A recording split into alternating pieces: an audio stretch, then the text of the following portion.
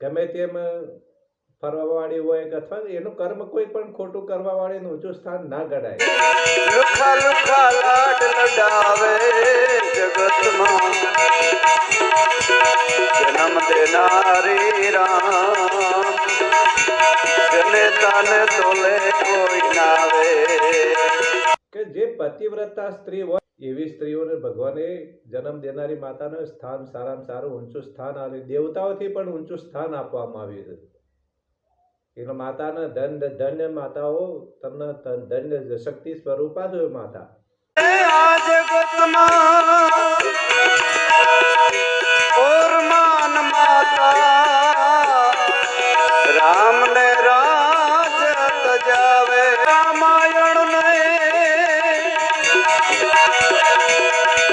ગીતા મૈયાના પાઠ અમને